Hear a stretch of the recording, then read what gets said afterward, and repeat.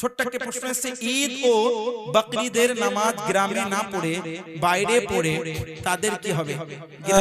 والسلام على رسول الله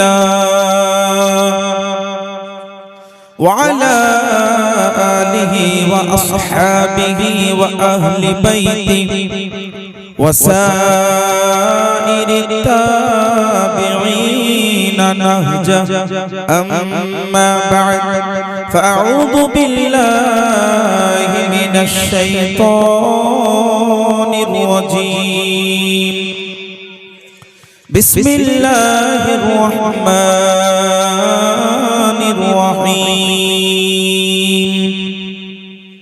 واعتصموا بحبل الله جميعا آمنت بالله صدق الله العظيم وبلغنا رسوله النبي الأمين المتين المبين وقال الله تعالى في شان حبيبه الكريم إن الله وملائكته يصلون على النبي يا أيها الذين آمنوا صلوا عليه وسلموا تسليما اللهم صل على سيدنا مولانا محمد وعلى آله وأصحابه وبارك وسلم صلوا عليه صلاة وسلام عليك يا رسول الله صلى الله تعالى عليه وسلم الحمد لله যাবতীয় প্রশংসা আল্লাহর জন্যই যে মহান আল্লাহ পাক আমাদিগকে এই পবিত্র মাহফিলে বসার শোনার শোনাবার তৌফিক দিয়েছেন। সকলে পড়ি আলহামদুলিল্লাহ। তারপরে পরে শান্তির ধারা বর্ষিত হোক, অর্পিত হোক সেই মহান পথ প্রদর্শকের প্রতি যিনি আল্লাহর নৈকট্য লাভকারী, বিপদের উদ্ধারকারী, দ্বি জগতের ভাগ্য বিশ্বের সবচাইতে যোগ্য, বিশ্ব সম্প্রদায়ের দলপতি যার হস্তে উম্মতের গতি, ধর্মতরীর মাঝি যার প্রতি মহান আল্লাহ রাজি, আব্দুল্লাহ রাজকুমার যার জন্য সৃষ্টি সমাহার, মালিকে জান্নাত সর্বাঙ্গ রহমত, নবী কুলের সরদার, গায়েবের সংবাদদাতা, ভবিষ্যৎ বক্তা, অন্ধকার কবরের সাহায্যকারী, পাপীদের সুপারিশকারী, দ্বি জগতের সম্মান, সমস্ত সৃষ্টির প্রতি দয়াবান জনাবে আকা ওয়া মাওলা জনাবে আহমদ মুজতবা মুহাম্মদ মুস্তাফা সাল্লাল্লাহু আলাইহি সাল্লামের দরবারে কোটি কোটি বার দরুদ ও সালাম अर्पित हो। সকলে বলুন अल्लाहुम्मा आमीन। अच्छा, आप लोग बांग्ला ही ज्यादा समझते हैं कि उर्दू ज्यादा समझते हैं? दोनों? अच्छा अच्छा अच्छा, तो दोनों ही जुबान में बोलूं कि सिर्फ एक ही जुबान में? दोनों में। वक्त की किल्लत दामनगीर है तो मैं कोशिश करूंगा कि ज्यादा से ज्यादा बांग्ला बोलने की, क्योंकि जहां तक मुझे मालूम है कि यहाँ बांग्ला बोलने वाले ज्यादा है और चूंकि ये इलाका बांग्ला इलाका ही है तो विशेष করে আমি বাংলা ভাষাকে প্রাধান্য দিয়ে বলবো। তবে যারা দিক বিদিক থেকে এসেছেন তাদেরকে সামনে রেখে আমি কিছুটা উর্দুতেও ইঙ্গিত করার চেষ্টা করব। এই মুহূর্তে প্রথমে পবিত্র কোরআনুল কারীমের একটি আয়াত আমি পড়েছি। আল্লাহ পাক ইরশাদ করেন, ওয়াতাসিমু বিহাবলিল্লাহি জামিআ, তোমরা আল্লাহর দড়িকে মজবুত করে ধরে নাও, यानी अल्लाह की रस्सी को मजबूती के साथ थाम लो, वला तफर्रक, एगो विभाजित हो ना, यानी तुम मुंतशिर ना होना, এক হয়ে যাও, ঐক্যবদ্ধতার সাথে তোমরা জীবন যাপন করো। কোরআনের আয়াতটা আমি হুবহু অনুবাদ করলাম। এই আয়াতটি সামনে রেখে বর্তমান পরিস্থিতিকে আমরা বুঝব। আজ বর্তমান যেখানে আপনি দেখবেন সোশ্যাল মিডিয়াতে বলুন বা অফলাইনে কোনো আলিমে দ্বীনকে জিজ্ঞেস করেন, আপনি একজন অ্যাজ এ নরমাল পারসন, আপনি একজন সাধারণ মুসলমান, আপনি যখন জিজ্ঞেস করেন হুজুর আমি অমুক বিষয়টা ইসলামের জানতে চাই, ওটা কি হবে? তো একজন বলছেন হারাম, আর একজন বলছেন হালাল, একজন বলছেন জায়েজ, একজন বলছেন নাজায়েজ, একজন বলছেন সুন্নাত, আর একজন বলছেন বিদআত। তখন আপনাদের মতো সাধারণ ব্যক্তিরা কনফিউজ হয় না গো? আমি বাস্তবতা তুলে ধরছি, কিন্তু আমি বক্তব্যের ভূমিকায়। তখন অনেক ব্যক্তি বলে, হুজুর উই আর টোটালি কনফিউজড, আমাদের কাছে কোনো ধারণা নেই, আমাদের কাছে কোনো রকমের কোনো প্রমাণ, কোনো প্রুফ নেই।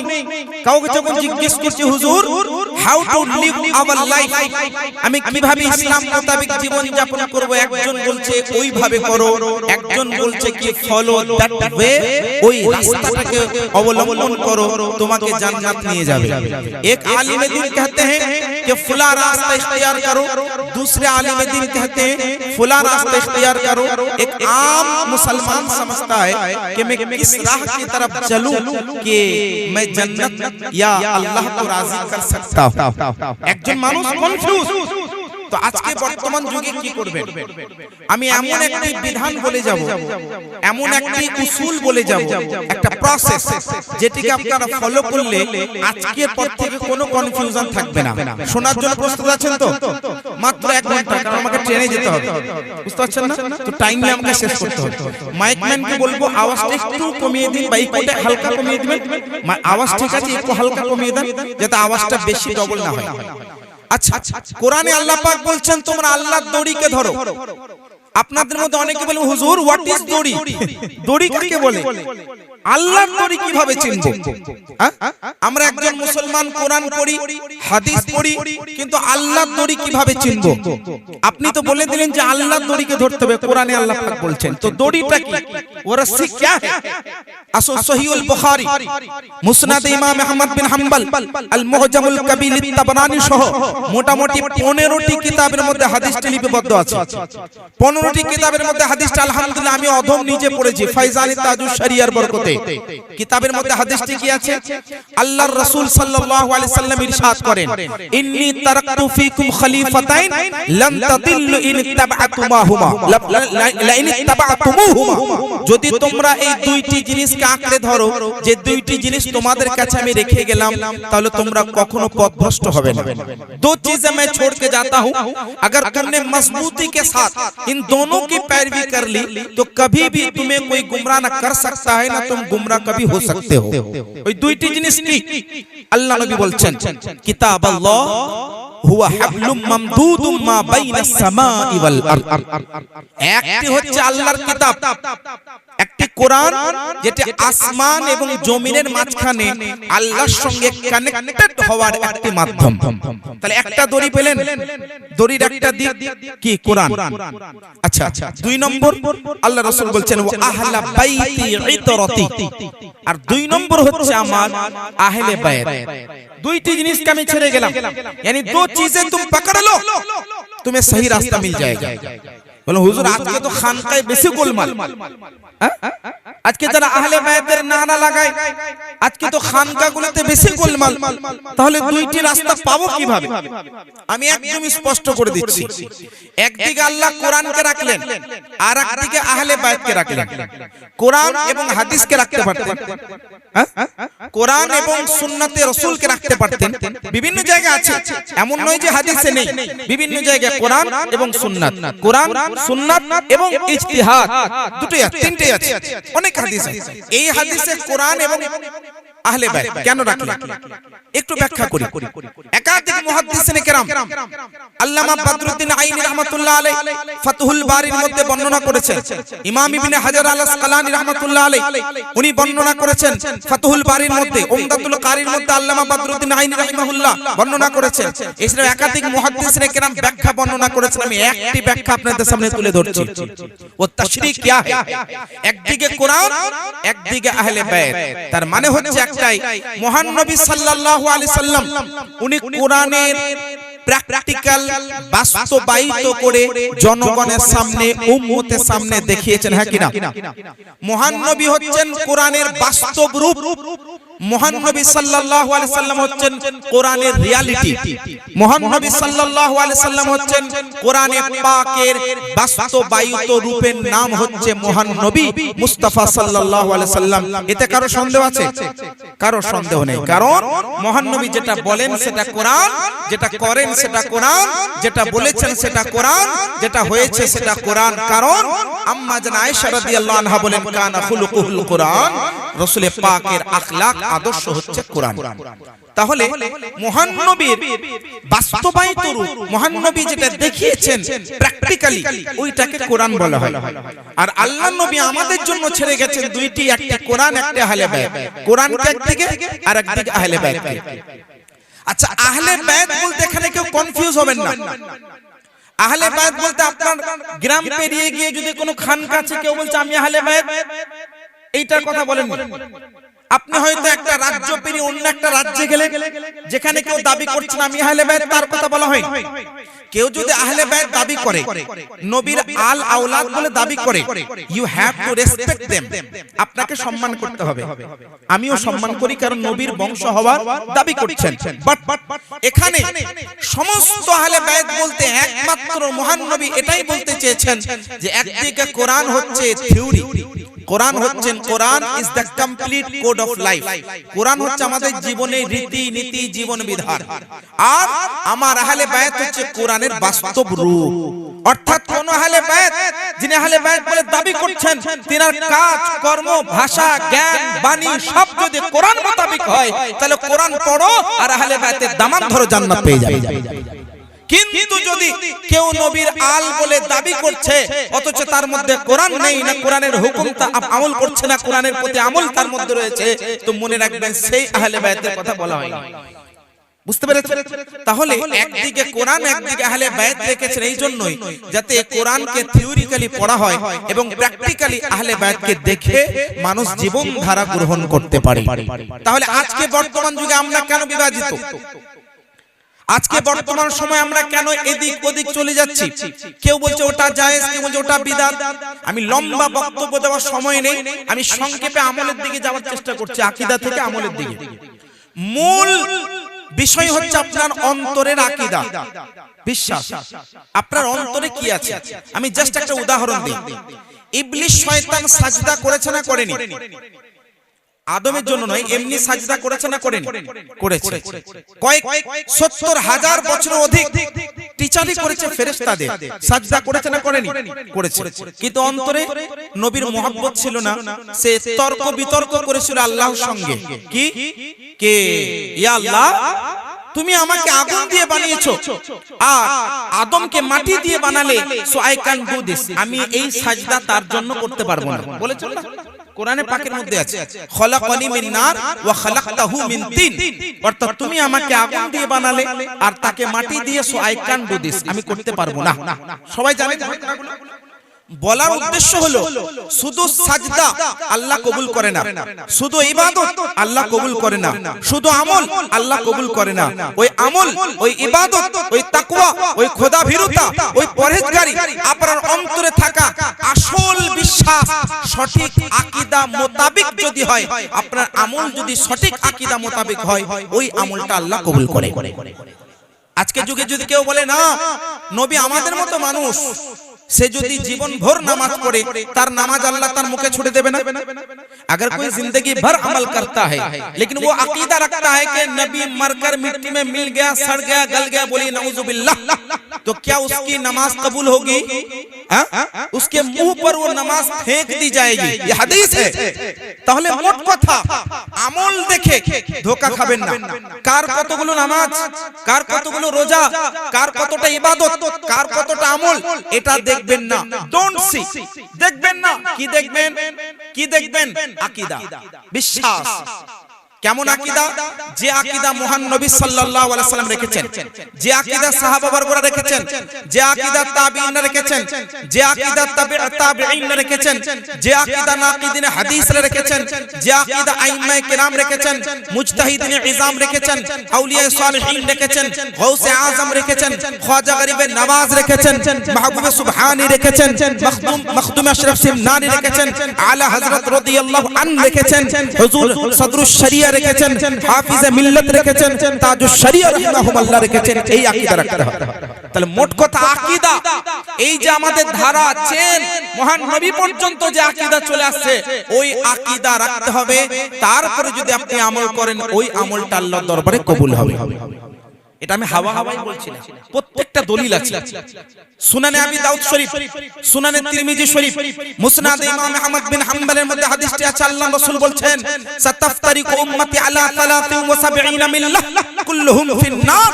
আর একটা হাদিসের মধ্যে আছে কুল্লুহুম ফিন-নারের পূর্বে ফিরকাতা, অর্থাৎ 73টি ফিরকায় মানুষ বিভাজিত হবে, একটা ফিরকা জান্নাতে যাবে, ইল্লা মিল্লাতান ওয়াহিদা, একটা মিল্লাত, একটি জামাত যাবে জান্নাতে। তো সাহাবীরা তখন আরজ করলেন, ইয়া রাসূলুল্লাহ মান হিয়া, ওই কোন জামাতটি জান্নাতে যাবে? আল্লাহ রাসূল বলেন, মা আনা আলাইহি ওয়া আসহাবি, অর্থাৎ যে জামাতে আমি নবী থাকবে এবং আমার সাহাবা বরকরা থাকবে। এবার কেউ কনফিউজ হবেন না। আজকের যুগে দেওবন্দি বলছে আমি নবী মুস্তাফাকে মানি, সাহাবীকে মানি। আজকের যুগের আহলে হাদিস বলছে, তথাকথিত আহলে হাদিস, যে আমি নবীকে মানি, আমি সাহাবীকে মানি। আজকের যুগের রাফজি বলছে আমি নবীকে মানি, সাহাবীকে মানি। আজকের যুগের ওয়াহাবি বলছে আমি নবীকে মানি, সাহাবীকে মানি। তাহলে আপনি কোথায় যাবেন? सबाई तो बोलते, हर कोई कहता है कि मैं नबी को भी मानता हूँ, साहबी को भी मानता हूँ, वहाबी भी कहता है, देवबंदी भी कहता है, आजकल के दौर के जो अहले हदीस वो भी कहता है। तो अब जाएं किधर जाएं? আমি ব্যাখ্যা করে দিচ্ছি, একদম স্পষ্ট ব্যাখ্যা। ইমাম ইবনে হাজার আল আসকালানি রাহমাতুল্লাহ আলাইহি একজন বিখ্যাত মুহাদ্দিস, যিনি তিনার জগৎ বিখ্যাত কিতাব ফাতহুল বারির মধ্যে ব্যাখ্যা করছেন, মা আনা আলাইহি ওয়া আসহাবি, আই মা আনা আলাইহি ওয়া আসহাবি মিনাল আমালি ওয়াল কওলি ওয়াল ইতিকাদ। এর মানে হচ্ছে মহান নবী যে কথা বলতেন ওই কথা মোতাবেক বলতে হবে। মহান নবী যে আকীদা রাখতেন ওই আকীদা মোতাবেক রাখতে হবে। মহান নবী যে আমল করতেন ওই আমল মোতাবেক আমল করতে হবে। সাহাবীরা যে কথা বলতেন ওই কথা মোতাবেক বলতে হবে। সাহাবীরা যে আকীদা রাখতেন ওই আকীদা রাখতে হবে। সাহাবীরা যে আমল করতেন ওই আমল রাখতে হবে, তবেই তুমি হবে জান্নাতি। তাহলে কেউ মুখে দাবি করলে সে সঠিক নয়, তার আকীদা দেখতে হবে, তার কথা দেখতে হবে এবং তার আমল দেখতে হবে। তিনটাকে দেখতে হবে কিনা? আজকে আমরা একটাকে দেখছি, কোনটাকে? আমল। কোনটাকে? কোনটাকে গো? আকীদাও দেখি না, কথাও দেখি না, কি দেখি? আমল। আমি উদাহরণ দেব, উদাহরণ দেব। আগামী 3 তারিখে শবে বারাত নয়? আজকের যুগে কিছু মানুষ আকীদাগুলোকে বাদ দিয়ে ছোট্ট ছোট্ট আমলগুলোকে আপনাদের উপরে উদাহরণ দিয়ে আপনাদেরকে বিভ্রান্ত করছে। ওটা হাদিসে নেই, ওটা হাদিসে নেই, ওটা হাদিসে নেই, যেগুলো কোনো ম্যাটারই নয়, যেগুলোর সঙ্গে ইসলামের জরুরি বিধানের সঙ্গে সামঞ্জস্য নয়। यानी कोई जरूरियात दीन में से है ही नहीं, एकदम फुरूई चीजें, उन तमाम चीजों को पेश करके आप लोगों को गुमराह करने की नाकाम कोशिश करते हैं। কি বলে? এই যে শবে বারাত, শবে বারাত কোন হাদিসে নেই, এটা বলবে না, বলবে না গো? এখন থেকে বলছে না, বলে না? আগামী 3 তারিখ দিবাগত রাত্রে আমরা শবে বারাত পালন করি না, করি না? জোরে বলুন, করি না, করি না? আপনাকে যদি বলে যে ডোন্ট ডু দিস, এটা করো না, কেন? দিস ইজ নট জায়েজ, ওটা জায়েজ নয়, ওটা ইসলামিক নয়। আপনি কি বলবেন? বলবেন কেন জায়েজ নয়? আপনাকে বলবে দলিল কোথায়? Do you have any evidence? আপনাকে বলবে না, বলবে না? আপনাকে বলবে do you have any evidence? দলিল আছে? আপনি বলবেন না, দলিল তো নাই, দলিল তো পাইনি। আমি কয়েকটা কথা বলে যাই। শবে বারাত এ হাদিসে নেই, এটা চাইতে বড় মিথ্যা কথা আর কিছু হতে পারে না। যারা বলে শবে বারাত হাদিসে নেই, আমি বলবো তার চাইতে বড় মিথ্যুক দুনিয়াতে আর কেউ নেই। হাদিস অনেক প্রকারের হয়, হাদিস নেই এই কথাটা সবথেকে বড় ভুল। আমি এখনই বসে স্টেজে আলহামদুলিল্লাহ 50 খানা হাদিস পেশ করতে পারি। সময় সংকীর্ণ, আমি 2-3টে করে হাদিস পড়বো, 2-3টে করে হাদিস আমি এক এক করে পড়ে যাব, একদম সংক্ষিপ্ত ভাবে। খুব মনোযোগ দিয়ে শুনবেন। শবে বারাত হাদিসে আছে না নেই? এক উত্তর শুনেন, হাদিসে আছে। কোথায় আছে? উঠিয়ে দেখুন। সুনান ইবনে মাজাহ শরীফ হাদিস নম্বর 1189 এবং 1190। গুগলে সার্চ করছেন তো আজকের যুগে না? আমি আজকে যদি আপনাকে যদি বলি না কিতাবুস সালাহ বাবু লাইলাতুন নিসফি মিন শাবান, কেউ বুঝবে না। আমরা এইভাবে পড়েছি, এইভাবে পড়াই। কিন্তু আপনাকে যদি বলি না সুনান ইবনে মাজাহ শরীফ, সুনানে তিরমিজি শরীফ, কিতাবুস সালাহ, বাবু লাইলাতুন নিসফি মিন শাবান, বাবু মা জাআ ফি লাইলাতুন নিসফি মিন শাবান, কেউ বুঝবেন না। আজকে যদি গুগল খুলবে হুজুর বাবু আছে না, বাবু লাইলাতুন নিসফি কি বুঝতে পারলাম? হ্যাঁ, तो आज के जुगे आज के दौर में कोई बाप भी नहीं समझता, किताब भी नहीं समझता, क्या समझता हुजूर? गूगल का नंबर बताइए ना, कौन से नंबर में, तो मैं वही बताता हूं ताकि आप गुमराह ना। লাইলাতুল বানাত হাদিসে আছে, ওয়ান রেকর্ড ওয়ান ক্যামেরা বলছি, সুনান ইবনে মাজাহ শরীফ হাদিস নম্বর 1189, সুনান ইবনে মাজাহ শরীফ হাদিস নম্বর 1190। আর যারা আজকের যুগে আপত্তি করে তাদের কিতাবের থেকে আমি দলিল দেব ইনশাআল্লাহ, তাদের কিতাবে আছে। আমি দুইটি দলিল দিচ্ছি শুনে। 1189 নম্বর হাদিস, উম্মুল মুমিনিন সাইয়্যিদাতুনা আম্মা জানা আয়েশা রাদিয়াল্লাহু তাআলা আনহা বর্ণনা করছেন। বর্ণনাকারী কে? আম্মা জানা আয়েশা রাদিয়াল্লাহু আনহা। উনি বলছেন ফাকাতু রাসূলুল্লাহি সাল্লাল্লাহু আলাইহি সাল্লাম লাইলাতান ফাখারাজতু ফাইদা হুয়া বিল বাকি। আরেকটি হাদিসের মধ্যে আছে ফাখারাজতু আতলুবুহু, অর্থাৎ আমি এক রাত্রে দেখলাম যে দয়ার নবী মায়ার নবী বিছানায় নেই। एक रात को मैंने देखा कि मुस्तफा जानी रहमत सल्लम बिस्तर पर नहीं है, तो मैं ढूंढने लगी, আমি বের হয়ে গেলাম, খোঁজ করতে লাগলাম। খোঁজ করতে করতে করতে ফাইদা হুয়া বিল বাকি, আমি হঠাৎ করে গিয়ে দেখছি মদিনার কবরস্থান, যেটাকে জান্নাতুল বাকি বলা হয়, আমি দেখছি দয়ার নবী মায়ার নবী জান্নাতুল বাকি কবরস্থানে দাঁড়িয়ে আছেন। বলো সুবহানাল্লাহ। আচ্ছা, কিভাবে দাঁড়িয়েছেন অন্য হাদিস এসেছে, কিভাবে দাঁড়িয়েছেন অন্য হাদিস এসেছে, ফাইদা হুয়া বিল বাকি আই হুয়া কাইমুন রাফা রাসাহু ইলা সামাই, রাফা রাসাহু ইলা সামাই। দয়ার নবী মায়ার নবী মদিনার কবরস্থানে বুঝলেন রাতের বেলায় জান্নাতুল বাকি কবরস্থানে দাঁড়িয়ে আকাশের দিকে তাকিয়ে দোয়া করছেন। আম্মা জান আয়েশা রাদিয়াল্লাহু আনহা যখন পৌঁছলেন, দয়ার নবী বলছেন আকুনতি তাখাফিনা ইয়াইফাল্লাহু আলাইকি ওয়া রাসূল, এ আয়েশা তুমি কি এটা চিন্তা ভাবনা করছো যে আল্লাহ এবং তোমার আল্লাহর রাসূল তোমার সঙ্গে নাইনসাফি করবে? আচ্ছা মা বোনরা ভালো বুঝবেন, মনে করুন যেহেতু আমাদের নবীর অনেকগুলো স্ত্রী ছিল, এটা আমাদের নবীর খুসুসিয়াত, তো আমাদের রাসূল সাল্লাল্লাহু আলাইহি ওয়াসাল্লামের ওই দিন পালি ছিল আম্মা জান আয়েশার বাড়িতে থাকা। তো আম্মা জান আয়েশাকে বলছেন আল্লাহর নবী যে তুমি কি ভাবছো যে তোমার যে পালি, মানে তোমার কাছে আজকে আমার থাকার পালি, তো আমি তোমার থাকার পালির দিনটা আমি জান্নাতুল বাকি মদিনার কবরস্থানে দাঁড়িয়ে আছি, তুমি কি ভাবছো আল্লাহ এবং তার রাসূল তোমার সঙ্গে নাইনসাফি করেছে? আল্লাহ এবং তার রাসূল, এখানে আল্লাহর কথা আসছে কেন? কি বলছেন? আল্লাহ আইয়াখিফাল্লাহু আলাইকি ওয়া রাসূলুক, তুমি কি এটা ভাবছো যে আল্লাহ এবং তার রাসূল তোমার সঙ্গে নাইনসাফি করছে? नाइंसाफी का तसव्वुर भी नहीं हो सकता बारगाह मुस्तफा के लिए, नाइंसाफी का तसव्वुर भी नहीं किया जा सकता, मुहाल है बारगाह मुस्तफा के लिए। ये आदाब मुस्तफा है, आदाब बारगाह मुस्तफा है कि आप हरगिज हरगिज ये तसव्वुर नहीं कर सकते हैं कि बारगाह मुस्तफा से नाइंसाफी कभी जाहिर हुआ हो, जाहिर नहीं हो सकता। तो अल्लाह नबी बोलছেন, ए आयशा তুমি কি ভাবছো, কল্পনা করছো, क्या तुमने ये सोचा कि अल्लाह और उसके रसूल ने तुम्हारे साथ नाइंसाफी किया? नो, এখানে একটা পয়েন্ট করার বিষয় আছে, নোট করার একটা বিষয় কি? আচ্ছা এখানে তো গিয়েছেন নবী, আল্লাহ তো যায়নি, আল্লাহ নবী গিয়েছেন কবরস্থানে, আল্লাহ তো জানেন, কিন্তু আল্লাহ নবী কি বলছেন? তুমি কি ভাবছো আল্লাহ এবং তার রাসূল তোমার সঙ্গে নাইনসাফি করেছে? তার মানে পবিত্র কোরআন 27 নম্বর পারা সূরা নাজম আয়াত নম্বর 3 আল্লাহ বলছেন ওমা ইয়ান্তিকু আনিল হাওয়া ইন হুয়া ইল্লা ওয়াহয়ু ইউহা, নবী যেটা বলে করে দেখে সব আল্লাহ যেটা ওহী করে নবী সেটাই করেন। তার মানে নবী যে ওখানে কবরস্থানে গিয়েছেন ওটা নবী নিজের ইচ্ছায় নয়, আল্লাহর নির্দেশে মহান নবী গেছেন।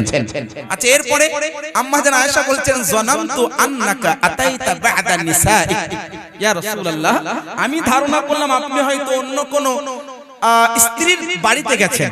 জানামতু আন্নাকা আতাইতা বা'দা নিসাই, আমি ভাবলাম आप कहीं दूसरी ज़ौजा के पास आप गए हैं, এটা আমি কল্পনা করলাম। এরপরে আল্লাহ রাসূল বলছেন শোনো এ আয়েশা তুমি কি জানো আজকে রাত্রিটা কোন রাত্রি? এই যে রাত্রি, এই রাত্রিটা কোন রাত্রি জানো? আম্মা জান আয়েশা বলছেন আল্লাহু ওয়া রাসূলু আ'লাম, বলুন সুবহানাল্লাহ। আজকে যুগে মানুষ বলে না নবী নাকি জানে না, নবী নাকি গায়েবের খবর রাখতো না। আম্মা জান আয়েশার দরবার থেকে আমরা শিক্ষা পেলাম। আম্মা জান আয়েশা তো বলতে পারতেন আজকে অমুক রাত্রি বা অমুক দিন বা অমুক তারিখ অমুক ডেট, কিন্তু আয়েশা কি বলছেন? না, আল্লাহ এবং তার রাসূল ভালো জানে। তার মানে হচ্ছে একটাই, ये रात दिखने में रात है, ये तारीकी है, ये अंधेरा है, लेकिन मेरे गुमान में भी नहीं आ सकता इस रात में क्या हिकमत है, क्या बरकत है, क्या रहमत है। क्योंकि अगर कोई आम रात भी हो, लेकिन मुस्तफा अगर कह दे कि वो बाबरकत रात है, तो अल्लाह की कसम वो बाबरकत बन जाती है। तर करोन मसलके आला हजरत, मसलके आला हजरत शहनशाहे बगदाद कॉन्फ्रेंस हजरत अल्लामा मौलाना मुफ्ती अबू बकर मिसबाही साहब, नाराए तकबीर, नाराए रिसालत। আম্মা জান আয়েশা জানতেন একটা সাধারণ রাত্রিকে যদি দয়াল নবী মোবারক বাণী দিয়ে বলে দেয় এটা সাধারণ নয়, খাস রাত, আল্লাহর কসম ওটার সাধারণ রাত্রি থাকবে না, বিশেষ রাত্রিতে পরিণত হয়ে যাবে। তো আম্মা জান আয়েশা রাদিয়াল্লাহু আনহাকে বলছেন, হে আয়েশা শোনো, আজকে রাত্রিটা কি জানো? ইন্নাল্লাহা লা ইয়াত্তালিউ আই লা ইয়ানজিলু, দুই রকম হাদিস আছে। ইন্নাল্লাহা ইয়ানজিলু লাইলা ফি লাইলাতিন নিসফি মিন শাবান ইলা সামাই দুনিয়া ফায়াগফিরু লিইবাদি আই ফায়াগফিরু লি খালকি ইল্লা লিমুশরিকিন আও মুশাহিদ। এই হাদিসের অনুবাদ হচ্ছে আল্লাহ নবী বলছেন আজকে রাত্রিটা হচ্ছে শবে বারাত, আজকে রাত হচ্ছে শবে বারাত। আর আজকে রাত্রে মহান আল্লাহ প্রথম আসমানে নিজ শান মোতাবেক অবতরণ করেন এবং সমস্ত বান্দাদেরকে ক্ষমা করেন। একজন মুশরিক এবং হিংসুক ব্যতীত আল্লাহ সব বান্দাদেরকে ক্ষমা করে দেন। তাহলে শবে বারাত হাদিসে নেই, যারা বলে তার চাইতে বড় মিথ্যুক কেউ আছে দুনিয়াতে? আমি হাদিস থেকে বললাম না। আচ্ছা, বড় ইন্টারেস্টিং বিষয় দেখেন, আজকে কয়েকজন ব্যক্তি সোশ্যাল মিডিয়াতে ভক ভক করে, বুঝলেন, কয়েকটা নাম নিচ্ছি। একজন বর্ধমানের, বুঝলেন, ফাটা বাঁশ, যার নাম মোটু ইয়াসিন। আর একজন আছে বুঝলেন 24 পরগনা বাড়ি, যার নাম মুমতাজুল ইসলাম। আর একজন বাদর আছে বুঝলেন মুর্শিদাবাদে, যার নাম হচ্ছে বাদর রাহুল, মানে বিরাদার রাহুল। এটা আমাদের পশ্চিম বাংলা। আর পশ্চিম বাংলার বাইরে বুঝলেন কিছু আছে আব্দুর রাজ্জাক বিন ইউসুফ, আরো কিছু আছে বুঝলেন আহমদুল্লাহ, মেয়েদের মতো চাদর, বুঝলেন, একদম ঘুমটা দিয়ে থাকে, যার নাম হচ্ছে আহমদুল্লাহ। আরো একজন বক্তা আছে বুঝলেন, ও বাংলাদেশেরই, যার নাম হচ্ছে মুজাফফর বিন মোহসিন। অনেকগুলো নাম আছে বুঝলেন, অনেক লম্বা লিস্ট। তারা কি বলে জানেন? তারা বলে এগুলো হাদিসে নেই। তো আমি চমৎকার করে একটা বিষয় বলতে শোনেন, আমি চ্যালেঞ্জ করলাম যে তারা কত বড় গাদ্দার। তারা আমাদের কথা তো মানছে না, তাদের বাপ দাদাদের কথাও মানে না। समझ रहे मौलाना साहब, वो हमारी बात तो नहीं मानते, वो अपने दादा परदादाओं की बातें भी नहीं मानता। আমি দুইটি উদাহরণ দিচ্ছি। এক, তাদের বড় দাদা হুজুর, যার নাম হচ্ছে ইমাম ইবনে তাইমিয়া। কি নাম বললাম? ইমাম ইবনে তাইমিয়া। এটা হচ্ছে আহলে হাদিসদের বড় দাদা হুজুর। তার লেখা কিতাব, ইমাম ইবনে তাইমিয়ার লেখা কিতাব আল মাজমুউল ফাতাওয়া। এই কিতাবের মধ্যে ওনাকে প্রশ্ন করা হয়েছে শবে বারাত কেন্দ্রিক কোন হাদিস আছে? কে শবে বারাত के ताल्लुक से कोई हदीस है? तो তিনি লিখছেন ও আম্মা লাইলাতুন নিসফি মিন শাবান ফাকাদ রুবিয়া ফি ফাদলিহা আহাদিস। হাদিস নয়, আহাদিস, বহু বচন, यहाँ पे जमा कसेगा है, अहादीस, यानी शबे बारात की फजीलत के मुताल्लिक बहुत से अहादीस हैं। মানে শবে বারাত কেন্দ্রিক অধিক সংখ্যায় হাদিস আছে। ওয়া নুকিলা মিন বাদি সালাফে আন্নাহু, আর পূর্ববর্তী ইমামগণ, পূর্ববর্তী আউলিয়া সালিহিনগণ, বুজুর্গানে দিনগণ, ইনারা লাইলাতুল বারাত পালন করতেন। এটা রিওয়ায়াত দ্বারা প্রমাণিত আছে। এবার বলুন, আজকের পর থেকে কেউ যদি আহলে হাদিসের ইমাম, আহলে হাদিসের মৌলভী সাহেব বলে যে শবে বারাত মানানো যাবে না, বিদআত, জায়েজ নয়। আপনি কি বলবেন তোমার দাদা হুজুরকে আগে বিদাতি প্রমাণ করো, पहले तुम अपने दादा परदादा को हराम और मुशरिक साबित कर दो, उसके बाद हमें फतवा देना। তোমাদের দাদা হুজুর লিখেছে যে শবে বারাত কেন্দ্রিক এত হাদিস আছে যেগুলো অস্বীকার করা যাবে না। আচ্ছা, আরো একটা মজার বিষয় দেখেন, আমি যে হাদিসটি বললাম এটা সুনান ইবনে মাজাহ শরীফে আছে, সুনানে তিরমিজি শরীফে আছে। এই যে হাদিসের সনদ, এগুলো আপনারা বুঝবেন না, আমি তবু একটু ইঙ্গিত করে দিই। এই যে হাদিসের সনদ, এই হাদিসটা হাসান পর্যায়ের হাদিস। কোন হাদিস? হাসান পর্যায়ে। কিছু হাদিস হয় সহিহ, হাসান, সহিহ লিজাতি, সহিহ লিগাইরি, হাসান লিজাতি, হাসান, এগুলো অনেকগুলো ব্যাকরণগত বিষয়, এগুলো আপনারা বুঝবেন না। উলামায়ে কেরাম জানেন, ইনারা পড়ান বা পড়েন, সবাই জানেন, আপনারা জানেন না, কিন্তু একটু ইঙ্গিত দিয়ে দিই। এই হাদিসটা সনদ সূত্রে হাসান, কিন্তু তাদের গুগলে সার্চ করবেন, তারা লিখেছে হাদিসটা সহিহ। তাহলে আমরা তো হাসান মানি, তোমরা সহিহ লিখছো, তারপরেও বলছো হাদিস নেই। এর থেকে বড় মূর্খামি আর কি হতে পারে? তাহলে আমি হাদিস দিয়ে প্রমাণ করলাম। শবে বারাত হাদিস আছে না নেই, জোরে বলুন। আছে। আচ্ছা, সবথেকে বড় প্রশ্ন, নবী কি শবে বারাত পালন করেছে? আপনি কি বলবেন? করেছেন। মহান নবী করেছেন। কেন? মহান নবী লাইলাতুল বারাতে জান্নাতুল বাকি মদিনার কবরস্থানে গিয়ে দোয়া করেছেন, মাগফিরাত কামনা করেছেন এবং দোয়া করেছেন। এটাই তো আমরাও করি রে ভাই, তাই না? আচ্ছা, এরপরে সাহাবীরা তাবিঈরা কি কোনো এই রকম শবে বারাত পালন করেছে? আমি বলবো হ্যাঁ করেছে, হ্যাঁ করেছে, 100 বার করেছে, আর দলিল আছে। এমনি এমনি নয় যে হাওয়া হাওয়াই কথা বলে চলে যাব না।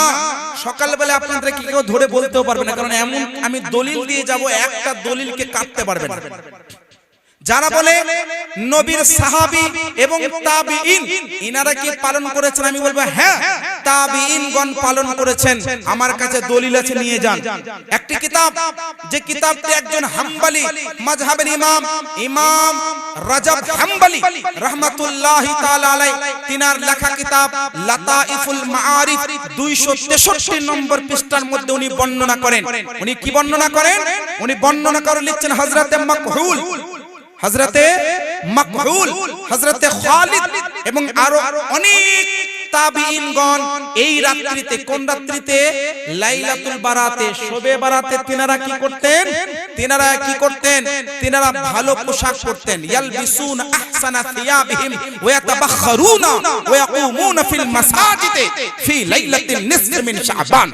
অর্থাৎ বড় বড় তাবিঈন এজামগণ ওনারা লাইলাতুল বারাত, শবে বারাতে ভালো পোশাক পরতেন, সুগন্ধ লাগাতেন এবং মসজিদে গিয়ে রাত্রি জাগরণ করে ইবাদত করতেন। তাহলে আজকে আমরা এই ইউটিউব মৌলভী সাহেবের কথা শুনে শবে বারাত বাদ দেব না আমল করব? হ্যাঁ, জোরে বলুন। আমল করব। ইউটিউব মৌলভীদের বক্তব্য শুনে আমরা শবে বারাতকে বিদআত, নাজায়েজ, হারাম বলবো না। ইউটিউব, ফেসবুক, ইনস্টাগ্রামের মৌলভীদের বক্তব্য শুনে আমরা শবে বারাতকে হারাম, নাজায়েজ বলবো না। কেন জানেন? কারণ হাদিস থেকে প্রমাণিত নফল আমল করা। আমি কোরআন থেকে প্রমাণ করতে শুনেন। যারা বলে লাইলাতুল বারাতে কোনো নামাজ নেই, আমি বলবো হ্যাঁ, নির্দিষ্ট কোনো নামাজ নেই যে আপনাকে ওই নামাজটাই পড়তে হবে, যেমন জোহরে 4 রাকাত, আসরে 4 রাকাত, ফরজ নামাজ, এই রকম ভাবে নির্দিষ্ট নেই, কিন্তু নফল নামাজ পড়তে পারেন। কেন জানেন? পবিত্র কোরআন পারা নম্বর 15 আল্লাহ পাক ইরশাদ করেন, ওয়া মিনাল লাইলি ফাতাহাজ্জাত বিহি নাফিলাতাল লাক। আমার একটাও দলিল কাটতে পারবে না, কারণ কোরআনের উপরে কারোর কথা চলবে না, কোন মুনশির বক্তব্য চলবে না, কারণ কোরআনে আল্লাহ পাক বলছেন ওয়া মিনাল লাইলি ফাতাহাজ্জাত বিহি নাফিলাতাল লাক। অর্থাৎ হে নবী, নবীকে বলছেন, কিন্তু হুকুমটা আমাদের সবার জন্য। হে নবী, রাতের একটা অংশে আপনি নফল ইবাদত করেন। महबूब, आप रात के एक हिस्से में नफली इबादत करे, तो शबे बारात हो, शबे मेराज हो, जुमार रात्रि हो, बृहस्पतिवार हो, ঈদ हो, কুরবানি हो, যে কোনো রাত্রিতে নফল নামাজ পড়া কোরআনের অন্তর্ভুক্ত হবে না কোরআন বহির্ভূত হবে? জোরে বলুন। কোরআনের অন্তর্ভুক্ত হবে না? হবে না। ये कुरान के मुताबिक होगा कि कुरान के खिलाफ? কোরআনকে মোতাবেক হোক, কারণ কোরআনে বলছেন আল্লাহ পাক তোমরা নফল নামাজ পড়ো। আচ্ছা, 2 নম্বর, যারা বড় বড় কথা বলে যে না লাইলাতুল বারাতে এই ধরনের নামাজ পড়া যাবে না, নফল ইবাদত করা যাবে না, আমি তাদেরকে চ্যালেঞ্জ করে বলছি আমার একটা দলিলকে তুমি খণ্ডন করে দেখাও, একটা দলিলকে খণ্ডন করে দেখাও। আমি 2 নম্বর দলিল দিয়ে যাচ্ছি, দেখেন সহিহ মুসলিম শরীফের হাদিস। কত নম্বর বললাম? কি হাদিস বললাম? সহিহ মুসলিম শরীফের কিতাব, একটা সিহাহ সিত্তার কিতাব। সহিহ মুসলিম শরীফের মধ্যে মহান নবী সাল্লাল্লাহু আলাইহি ওয়াসাল্লামের হাদিস রয়েছে, আফজালুস সালাতি বা'দাল ফারিয়্যিদাতি সালাতুল লাইল। কি বললাম? ওয়া আফজালুস সালাতি বা'দাল ফারিয়্যিদাতি সালাতুল লাইল। মহান নবী বলছেন ফরজ নামাজের পরে সবথেকে উত্তম নামাজ হচ্ছে রাত্রির নামাজ। বলুন সুবহানাল্লাহ। তাহলে শবে বারাতের নামাজটাকে হাদিসের অন্তর্ভুক্ত হবে না? শবে মিরাজের নামাজটাকে হাদিসের অন্তর্ভুক্ত হলো না? সবই তো হাদিস মোতাবেক হলো। তাহলে যদি কেউ বলে এটা হারাম, তার কথা মানবেন না হাদিসের? জোরে বলুন হাদিসের, কারণ হাদিসে এই কথা আছে কোন মৌলবীর বক্তব্য শুনে নামাজ ছাড়া যাবে না। আচ্ছা, এরপরে দেখবেন কিছু মানুষ আছে, বুঝলেন, এই শবে বারাতকে কেন্দ্র করে নানান বক্তব্য দেয়। এই রুটি খাওয়া না যায়, হালুয়া খাওয়া বিদআত। আপনাদের এখানে ঝাড়খণ্ডে বাবা আসছে না, ওনার দলিল তো উনি দেবেন। আমি আপনাদেরকে কিছু দলিল দিয়ে যাচ্ছি। जो लोग कहते हैं कि हलवा नहीं खा सकते, रोटी नहीं पका सकते, ये नहीं कर सकते, वो नहीं कर सकते हैं, আমি কোরআন হাদিসের দলিল দিচ্ছি শুনেন। যারা বলে হালুয়া খাওয়া বিদআত, ওদেরকে কালকে সকালে যদি হালুয়া দেন খেয়ে নেবে, কিন্তু শবে বারাতে দিলে খাবে না। কেন খাবে না? বলবে বিদআত। আচ্ছা, আপনাদেরকে আমি জিজ্ঞেস করি, হালুয়াতে কি থাকে গো? কাজু, সুজি, দুধ, পানি, চিনি, নারকেল, এগুলোই থাকে নাকি? তো চিনি হালাল না হারাম? জোরে জোরে আপনাদেরকে বলতে হবে, হালাল না হারাম? পানি, দুধ, কাজু, সুজি, বাদাম, নারকেল, আর এই ব্যাটারা বুঝলে মিক্স করে দিলে বলছে হারাম। পার্টিকুলারলি আপনার স্পেসিফিক ভাবে এটাও হালাল, এটাও হালাল, এটাও হালাল, এটাও হালাল, আর মিলিয়ে দিলে বলছে না এটা হারাম, এটা বিদআত, এটা হালাল নয়, বিদআত, খাওয়া যাবে না। আর আরেকটা বিষয় দেখেন, আপনি খাচ্ছেন, আমি খাচ্ছি, লুজ মোশন ওর হচ্ছে, আমি আপনি খাচ্ছি, হাগা ওর বেরোচ্ছে, বুঝে খাওয়া যাবে না। আচ্ছা, এটা তো হলো যুক্তি দিয়ে দলিল দিলাম যে এদের যুক্তিগত ভাবেও কথাগুলো ঠিক নয়, এগুলো ভুল কথা। আমি কোরআন থেকে বলছি এরা কত বড় মূর্খামি এবং কত চরম পর্যায়ের ভুল করছে। দেখেন পবিত্র কোরআনে আল্লাহ পাক বলছেন, ইয়া আইয়ুহাল্লাযীনা আমানু লা তুহাররিমু তাইয়্যিবাতি মা আহাল্লাল্লাহু লাকুম ওয়া লা তা'তাদু ইন্নাল্লাহা লা ইউহিব্বুল মু'তাদিন। কোরআনের উপরে তো কারো কথা চলবে না। আল্লাহ বলছেন, হে ঈমানদার, লা তুহাররিমু তাইয়্যিবাতি মা আহাল্লাল্লাহু লাকুম, আমি যেগুলো তোমাদেরকে হালাল করেছি ওগুলোকে হারাম বলো না, হারাম मत कहो, जिन चीजों को मैंने हलाल किया है उसे हराम ना कहो, वला तातदु, सीमा लंघन करो ना, इन्नल्लाह ला युहिब्बुल मुअतादिन, আল্লাহ सीमा লঙ্ঘনকারীকে পছন্দ করে না। তো এরা হালালকে হারাম বলছে না, বলে না? তো আজকের যুগের তথাকথিত আহলে হাদিস যারা হালালকে হারাম বলছে তারা গুমরা হলো না? এটা কোনো আকীদার বিষয় বলছে না, কিন্তু এটা একটা ছোট্ট মশলা ছিল, কিন্তু এটাকে জড়িয়ে পাকিয়ে বুঝলেন ঈমানি মশলায় পরিণত করেছে। यानी एक छोटा सा मसला था, ये फुरूई मसला कि हलवा खा सकते हैं कि नहीं खा सकते, लेकिन चुगत बेवकूफों ने इतना तूल दे दिया कि कुरान का इनकार भी लाजिम आ जा रहा है कि तारा हलाल के হারাম বলে দিচ্ছে। সুতরাং এই সবগুলো খাওয়া কি গো, হালাল না হারাম? হালাল। আচ্ছা, এরপরে আজকের যুগের কিছু মানুষ আছে যারা বলে এই সমস্ত শবে বারাতকে কেন্দ্র করে, এই রাত্রিগুলোকে কেন্দ্র করে যে জাগরণ করেন আপনারা না, এগুলো বিদআত কাজ, এগুলো বিদআত কাজ। আচ্ছা, আমি দুই ভাবে উত্তর দিচ্ছি। আমরা যে হাদিসগুলো পড়ি, বুখারী শরীফ, মুসলিম শরীফ, তিরমিজি শরীফ, নাসাই শরীফ, আবু দাউদ শরীফ, ইবনে মাজাহ শরীফ, মুসান্নাফ ইবনে আবি শাইবা, মুসান্নাফ আব্দুর রাজ্জাক, এই যে কিতাবগুলো পড়ি, এই যে কিতাবগুলো, এগুলোতে কি আছে? হাদিস আছে তো নাকি? এই হাদিস যারা লিখেছেন হাদিস যারা লিখেছেন তারা কি আহলে হাদিস দেওবন্দি সুন্নি? তারা তো সবাই সুন্নি। এই যে বুখারী শরীফ যিনি লিখেছেন তিনি কি দেওবন্দি ওয়াহাবি এরকম কোন বিষয়ের মধ্যে যুক্ত আছেন না। তিনি একমাত্র সহিহ রাস্তায় আছেন। ইমাম মুসলিম, ইমাম তিরমিজি, ইমাম ইবনে মাজাহ, ইমাম নাসাই, আমি উদাহরণ দিচ্ছি। আপনি যখন কোন একটা কথা বলেন, মনে করুন আপনি বললেন যে নামাজে জোহর, আপনি একটা কথা বললেন, কিন্তু এই যে নামাজে জোহর আপনি একটা হেডিং দিলেন, মানে পরিচ্ছেদ, অধ্যায়, जिसको कहते हैं बाब, আপনি বলেন নামাজের অধ্যায়, তো ওর অন্তর্গত আপনি 10 প্রকারের নামাজ দিলেন, ফরজ, নফল, আপনার ওয়াজিব, ফরজে কিফায়া, সুন্নতে মুআক্কাদা, সুন্নতে গায়র মুআক্কাদা, অনেকগুলো নামাজ লিখলেন। উপরে যে হেডিংটা দিলেন, হেডিংটা দেওয়ার কারণ কি? কারণ ওর নিচে আপনি অনেকগুলো কথা লিখবেন। অবাক যাবেন, ইমাম তিরমিজি, ইমাম ইবনে মাজাহ ইনারা নিজের কিতাবের মধ্যে লিখেছেন বাবু মা জাআ ফি লাইলাতিন নিসফ মিন শাবান, অর্থাৎ আমি যে অধ্যায়টা লিখছি এইটা হচ্ছে লাইলাতুল বারাত কেন্দ্রিক। মানে আমি যে এখন হাদিসগুলো লিখব এই হাদিসগুলো হবে শুধু লাইলাতুল বারাত সম্পর্কিত। তার মানে একটা দুটো হাদিস নয়, 4-5টি হাদিস সংকলন করেছেন এক একটি কিতাবে। তো ইমাম তিরমিজির কথা শুনবেন না আজকের যুগের মৌলবী? ইমাম ইবনে মাজাহর কথা শুনবেন না আজকের যুগের মৌলবী সাহেবের কথা শুনবেন?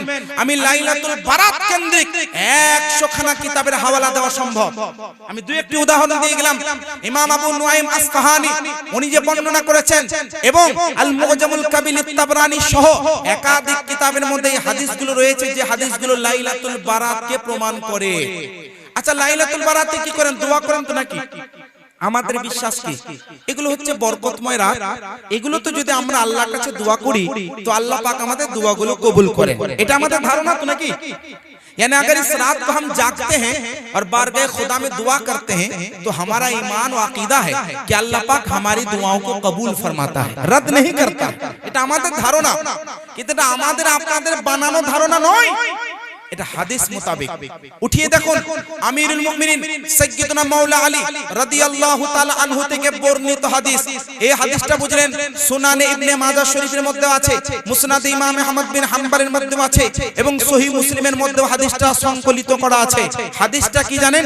হাদিসটা হচ্ছে এই খামসু লায়ালিন লা তুরাদ্দু ফিহিন্না দুআ, লাইলাতুল জুমআ ওয়া আউয়ালু লাইলাতিন মিন রাজব ওয়া লাইলাতুন নিসফি মিন শাবান ওয়া লাইলাতাইল ঈদাইন। সুবহানাল্লাহ। আল্লাহ রাসূলের হাদিস, আল্লাহ রাসূলের সাহাবী বলছেন 5টি রাত্রি এমন আছে যে 5টি রাত্রিতে আল্লাহর কাছে দোয়া করলে আল্লাহ দোয়া রদ করে না। यानी अल्लाह पाक दुआ को कबूल फरमाता है, रद्द नहीं करता है। ওই 5টি রাত কোন কোন রাত? একটি হচ্ছে লাইলাতুল জুমআ, জুমার রাত, আল্লাহ দোয়া রদ করে না, আল্লাহ কবুল করে। আর ওয়া আউয়ালু লাইলাতিন মিন রাজব, আর 2 নম্বর রাত হচ্ছে রজব মাসের প্রথম রাত, রজবের প্রথম রাত্রি, এটা হচ্ছে আল্লাহর দরবারে মনোনীত রাত। তারপরে ওয়া লাইলাতুন নিসফি মিন শাবান, এই যে বাংলায় বলেন না শবে বারাত, এটাকে আরবিতে বলে লাইলাতুন নিসফি মিন শাবান, মানে মধ্য শাবানের রজনী, মধ্য শাবানের রজনী। তো 3 নম্বর রাত হচ্ছে ওয়া লাইলাতুন নিসফি মিন শাবান, মানে মধ্য শাবানের রাত্রিতে আল্লাহর কাছে দোয়া করলে আল্লাহ দোয়া রদ করে না। আর 4 নম্বর 5 নম্বর রাত হচ্ছে ঈদের রাত এবং কুরবানির রাত। এই 5টি রাত এমন যে রাত্রিতে আল্লাহ পাক দোয়া কবুল করে, রদ করে না। তার মধ্যে কি রাত? একটা শবে বারাত, তার মধ্যে একটা কি? শবে বারাত। তো শবে বারাতে যে রাতে আল্লাহ দোয়া কবুল করে ওই রাতে আপনাকে মসজিদে যেতে বারণ করছে। যে রাতে আল্লাহ পাক দোয়া কবুল করে ওই রাতে আপনাকে মসজিদে যেতে বাধা দিচ্ছে।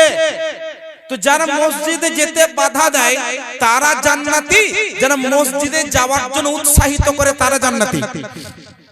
আমি কোরআন থেকে আয়াত পড়ছি শুনেন। পবিত্র কোরআনে আল্লাহ পাক বলছেন ওয়ামান আযলামু মিম্মান মানআ মাসাজিদাল্লাহি আন ইউযকারা ফি হাসমুহু ওয়া সাআ ফি খরাবিহা উলাইকা মা কানা লাহুম আন ইয়াদখুলুহা ইল্লা খায়ফিন। যদি ওই আয়াতটা নির্দিষ্ট কারণে নির্দিষ্ট সিচুয়েশনে নাযিল হয়েছে কিন্তু হুকুমটা কিয়ামত পর্যন্ত বাকি থাকবে, এর মানে হচ্ছে এটাই ওই সব ব্যক্তির চাইতে বড় জালেম কে আছে যে আল্লাহর ঘরে জিকির করতে বাধা দেয়। আজকে যুব সম্প্রদায়, আজকে ছোট্ট ছোট্ট বাচ্চারা ভাইরা লাইলাতুল বারাতে একদম সুন্দর পোশাক আশাক পরে সুগন্ধ মেখে মসজিদে যান না। আপনাদের কি বলে? Don't go, it is not জায়েজ। অনেক বড় বড় ফতোয়া দেয় না, খালি মাথার মধ্যে একটা কথা ঘুরাবেন যে মসজিদে যেতে বাধা দেয়, ওর চাইতে বড় জালেম কেউ নেই। আচ্ছা, কোরআনের তাফসীর বলে, আমি তাফসীর বললেই বক্তব্য 1 ঘন্টা বেড়ে যায়, কিন্তু আমি একদম একটা করে ইঙ্গিত দেব। এখানে জালিম বলতে কোন জালেম? কোন জালেম? 10 খানা তাফসীরের কিতাবের নাম দিচ্ছি, নিয়ে যান। তাফসীরে জালালাইন, তাফসীরে দুররে মানসুর, তাফসীরে কবির, তাফসীর ইবনে আব্বাস, যেটাকে মুফাসসির আযম কোরআন যেটাকে বলা হয়, তিনার তাফসীর, তাফসীরে জামাল, তাফসীরে কুরতুবী, তাফসীরে খাজাইন, তাফসীরে বাইজাবি সহ একাধিক তাফসীরের মধ্যে রয়েছে। এখানে জুলম কাকে বলা হয় বুঝতে হবে। জুলম বলা হয় মাউযিউশ শাই আলা গায়রি মাকানি, কোন একটা জিনিসকে তার অনির্দিষ্ট জায়গায় রাখাকে जुल्म बोला है। यानी किसी चीज को उसके मखसूस जगह पर ना रखकर दूसरी जगह पर रखने को जुल्म कहा जाता है। जैसे इबादत, अगर अल्लाह को छोड़कर किसी और को पूजा जाए तो वो जुल्म है। কেন? ইবাদত একমাত্র কার হয়? আল্লাহ। কিন্তু কেউ যদি অন্য কারোর পূজা করে তো ওই ব্যক্তি কি হলো? জুলুম করলো, জুলুম। দেখেন কোরআনে জুলুম বলতে কুফর, শিরক। এখানে জুলুম বলতে সাধারণ নয়, এখানে জুলুম বলতে শিরক, কুফরকে বোঝানো হয়েছে। তার মানে মুফাসসিরিনে কেরামের কথা মোতাবেক কোন ব্যক্তি যদি মসজিদে ইবাদত করতে বাধা দেয়, ইবাদত করতে বারণ করে, অস্বীকার করে, সে কুফর করলো, কুফর শর্ত সাপেক্ষে। নালে হয়তো ভিডিও কেটে বলবো মুফতি সাহেব কুফরের ফতোয়া দিচ্ছে। না, मैं शरायत को सामने रखकर बोल रहा हूं। शरायत के मुताबिक अगर कोई मस्जिद में जाने से रोकता है, इबादत से रोकता है, आपको टोकता है, आपको मारता है, घसीटता है, फतवा देता है, मस्जिद में जाने से इनकार करता है, तो गोया कि कुफ्र किया, সে জুলম করলো। সুতরাং আজকের যুগে লাইলাতুল বারাতে মসজিদে যাওয়াকে কেন্দ্র করে কেউ যদি বাধা দেয়, এটাকে জুলম বলা হবে, এটা গুনাহের কাজ হবে। আপনি মসজিদে যাচ্ছেন, এটা ভুল নয়, আপনাকে মসজিদ থেকে যে বারণ করছে ওই লোকটা হচ্ছে ভুল। আশা করি বুঝতে পেরেছেন সবাই, বুঝতে পেরেছেন? আচ্ছা, মোস্ট ইম্পর্টেন্ট বিষয়, আজকের যুগে দেখবেন নানান ভাবে, বিশেষ করে আজ যুব সম্প্রদায়কে প্রভাবিত করার জন্য এমন কিছু বুঝলেন, এমন কিছু আপনাদের সামনে বলতে পারেন অফার দেওয়া হয়। অফার, রমজান মাসের 1 রাকাত নাকি বেতের পড়লে আপনার বেতের হয়ে যাবে। মাত্র বুঝলেন তারাবির মাসে বুঝলেন 20 রাকাত তারাবি পড়ার দরকার নাই। নানান ধরনের অফার দেয় না, দেয় না? নানান ধরনের অফার দেয়। তো এই সমস্ত অফার দেনেওয়ালা তাদের কথাতে না গিয়ে এক বাক্যে আপনারা বলবেন আহলে সুন্নাত ওয়া জামাত, অর্থাৎ জান্নাতি জামাত, একমাত্র জামাত আহলে সুন্নাত ওয়া জামাত মোতাবেক চলবো, এর বাইরে অন্য কোন আলেম, অন্য কোন মুন্সি মৌলবীর কথা শুনবো না। এটা আপনাদের বাক্য হওয়া দরকার। আর এইটা বাদ দিয়ে যদি অন্য পথে যান, বুঝলেন গোমরা হয়ে যাবেন, পথভ্রষ্ট হয়ে যাবেন। এটা মেটার, এটা রাখে না যে শবে বারাত না শবে মেরাজ, এগুলো তো ছোট আমল, এগুলো ছোট আমল, কিন্তু এগুলো হচ্ছে পরিচয়। যেমন দরুদ সালাম, আমরা দরুদ পড়ি না, আল্লাহুম্মা সাল্লি আলা মুহাম্মাদ ওয়া আলা আলি মুহাম্মাদ, দরুদ। আচ্ছা, দরুদ পড়া ফরজ, ওয়াজিব না মুস্তাহাব না ভালো, কি জানেন আপনারা? আপনারা কি জানেন বলেন তো? দরুদ পড়া ফরজ না মুস্তাহাব? জোরে বলুন। যদি না জানা থাকে বলেন জানি না হুজুর। জানেন? জানেন গো? আপনারা সুন্নি দরুদ পড়েন না? পড়েন তো? কি মনে করে পড়েন? ফরজ মনে করে না ভালো মনে করে? জোরে ভালো মনে করে। আজকে কিছু মানুষ দরুদের বিরোধিতা করে না, এগুলো কিন্তু ছোট্ট মশলা, কিন্তু আশিকদের জন্য বিরাট ব্যাপার। আমরা আশিকে নবী, আমাদের জন্য অনেক বড় ব্যাপার। কিন্তু হুকুমের দিক থেকে বলছেন অনেকে কি করে ফতোয়া দেয়। আমি বলছি শুনে, জীবনে একবার দরুদ পড়া অনিবার্য। কেন জানেন? কারণ কোরআনে আল্লাহ দরুদের হুকুম দিয়েছে। সূরা আহজাব 56 নম্বর আয়াত আল্লাহ পাক বলছেন, ইন্নাল্লাহা ওয়া মালায়েকাতাহু ইউসাল্লুনা আলান নবী ইয়া আইয়ুহাল্লাযিনা আমানু সাল্লু আলাইহি ওয়া সাল্লিমু তাসলিমা। জীবনে একবার দরুদ পড়া, জীবনে একবার সালাম করা অনিবার্য হবে না, কারণ কোরআনের বিধান। আর প্রত্যেকদিন পড়া ভালো কাজ, মুস্তাহাব কাজ। কিন্তু আজকের যুগে এইগুলোকে কেন্দ্র করে বলে না এগুলো করা যাবে না, এগুলো নাজায়েজ, এগুলো বিদআত। আমি বলবো এইগুলো হচ্ছে সুন্নিয়াতের পরিচয়, এগুলো হচ্ছে নবীর মুহাব্বতের আলামত। এগুলো ফরজ বলছি না, ওয়াজিব বলছি না, কিন্তু তুমি পড়বে না কেন? কারণটা কি? কি কারণে পড়বে না? কি কারণে পড়ছো না সেটা বলো। আমি বলছি না ফরজ, বলছি না ওয়াজিব, বলছি না আপনার না পড়লে হারাম হয়ে যাবে, কাফের হয়ে যাবে, না, কিন্তু পড়ছো না কেন? এটা সবথেকে বড় প্রশ্ন। আজকে যুগে আপনাদের এলাকায় আছে না নেই গো? দরুদের বিরোধিতা করে না? তো দরুদ পড়া জায়েজ আছে না না জায়েজ? জোরে বলুন। সূরা আহজাব আয়াত নম্বর 56 22 নম্বর পারা প্রমাণ হলো কি দরুদ পড়া যাবে। আচ্ছা, সালাম পড়া নিয়ে, সালাম পড়া নাকি বলছে বিদআত, পড়া যাবে না, এরকম আছে না নেই গো? আমি কিছু ইঙ্গিত দিয়ে যাচ্ছি। তো সালাম পড়া মুহাব্বতের দলিল, সুন্নিয়াতের পেহচান, এগুলো পরিচয়, এগুলো আকীদাগত বিষয় নয়, কিন্তু এই আমলগুলো দিয়ে সুন্নিয়াতের পরিচয় হয়। তো আজকে যারা বলে সালাম পড়া যাবে না, সালাম পড়েন না আপনারা? পড়েন তো? সালাম পড়া জায়েজ না না জায়েজ? জায়েজ। এই আয়াত থেকে প্রমাণ। আচ্ছা, আরো সাহাবীদের আমি একটা হাদিস দিচ্ছি আপনাদের। একজন বিখ্যাত সাহাবী, যিনাকে বলা হয় সবথেকে বেশি সুন্নতের পরিচর্চাকারী সাহাবী, যিনার নাম হযরত সাইয়্যিদুনা আব্দুল্লাহ ইবনে উমর রাদিয়াল্লাহু তাআলা আনহুমা। ইনি একজন বিখ্যাত সাহাবী। ইনার একটা আমল লেখা আছে, ইনার একটা আমল লেখা আছে। কোথায় লেখা আছে?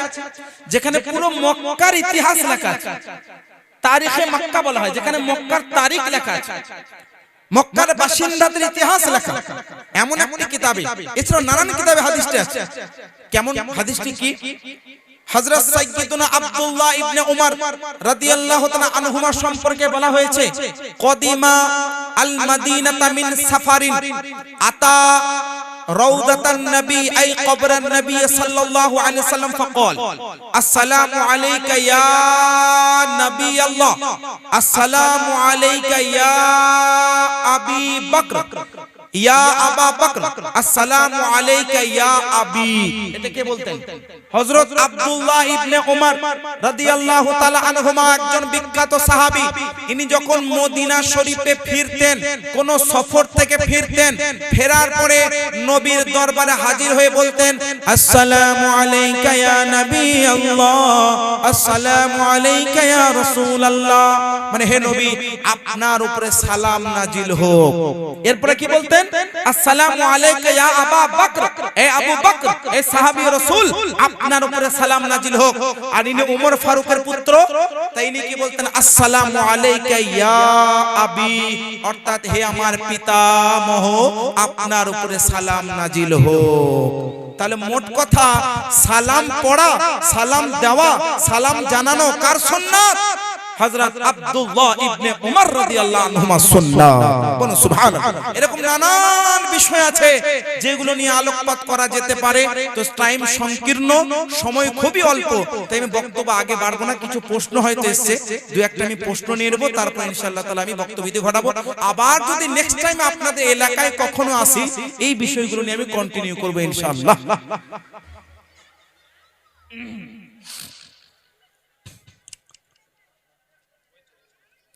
কয়েকটি প্রশ্ন এসেছে আমার কাছে। আপনাদের মধ্যে কেউ যদি প্রশ্ন করতে চান, আমার টাইম যতক্ষণ আছে তার ততক্ষণের মধ্যে আপনারা প্রশ্ন করতে পারেন, মাইকে হোক, লিখিত হোক, যে কোনো ভাবে ইসলামিক প্রশ্ন করতে পারেন। আমি হুজুর ফাইজানে তাজুস শরিয়া রাহিমাহুল্লাহর বরকতে উত্তর দেওয়ার চেষ্টা করব ইনশাআল্লাহ। প্রশ্ন এসেছে, কোন ব্যক্তি যদি ইমামের পেছনে নামাজ না পড়ে এবং ওই ব্যক্তি ইমামের সালাম ফেরানোর অপেক্ষা করে এবং ইমামের সালাম ফেরানোর পর ইমামের সামনে যদি ফরজ নামাজ আদায় করে, ওই ব্যক্তি শরীয়তে ওই ব্যক্তিকে কি বলা যায়? আমি বলবো ওই ব্যক্তি হচ্ছে ফাসিকে মুলিন। কি বললাম? এক ধরনের ফাসিকে মুলিন। ফাসিকে মুলিন কাকে বলা হয় জানেন? যে গুনাহে কাবিরা করে, মানে বড় গুনাহ করে প্রকাশ্যে, তাকে কি বলা হয়? ফাসিকে মুলিন। তাকে কি বলা হয়? ফাসিকে মুলিন। ওই ব্যক্তির সাক্ষ্য ইসলামে কবুল হবে না, কারণ ওই ব্যক্তি আল্লাহর দরবারে অপছন্দনীয়। এই ব্যক্তি কয়েকটি গুনাহ করলো। এক, জামাত পরিত্যাগ করলো। একদিন কখনো মাঝে মাঝে হয়, শরীয়তের কোনো কারণ থাকলে হয়তো হলো, আলাদা ব্যাপার। এটা যেহেতু কনস্ট্যান্টলি এবং কন্টিনিউয়াসলি মানে ধারাবাহিকভাবে এই কাজটি হয় বলে প্রশ্নটা এসেছে।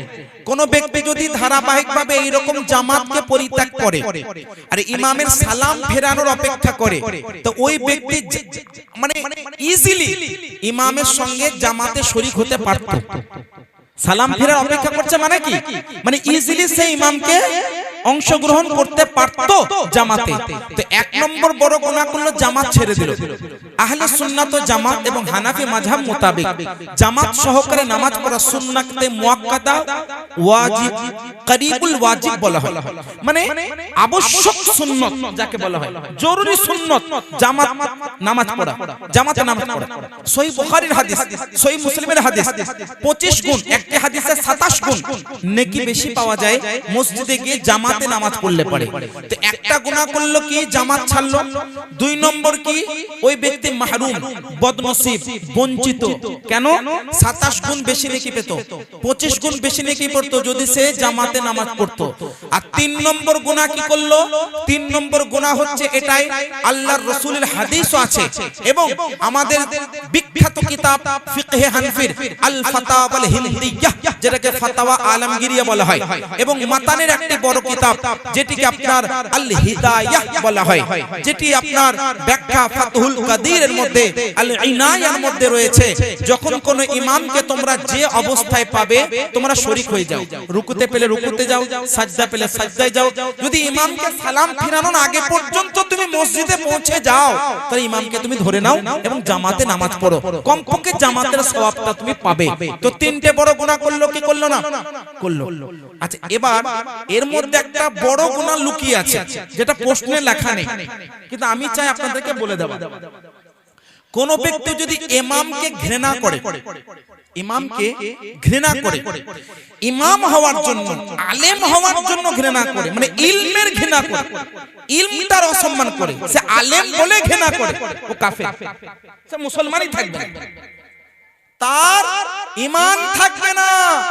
শুধু ইমাম বলে আপনাদের যে মাওলানা নূর মোহাম্মদ সাহেব, আপনাদের ইমাম একজন যোগ্য বিজ্ঞ আলিমে দ্বীন, একজন খাদিম ইসলামের মুবাল্লিগ, আপনাদের ইমামের কথা আমি বলছি না, যে কোনো ইমাম, কোন ইমামকে ইমাম বলে যদি ঘৃণা করে, কোন আলেমকে যদি আলেম হিসেবে ঘৃণা করে, ব্যক্তি কুফর করলো।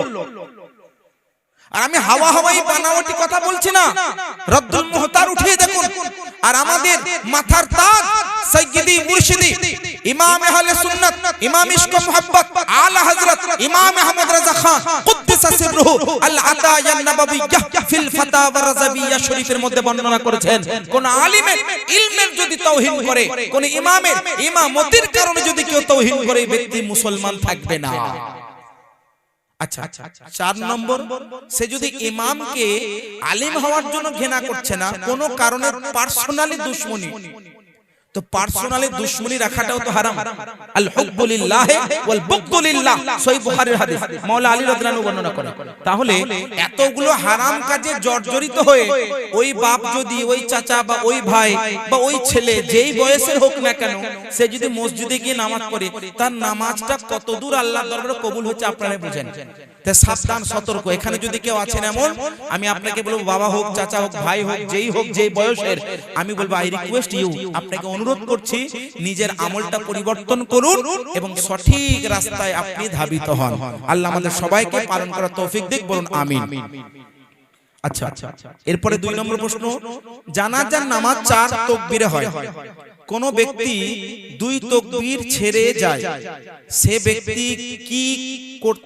ব্যক্তিকে কি করতে হবে?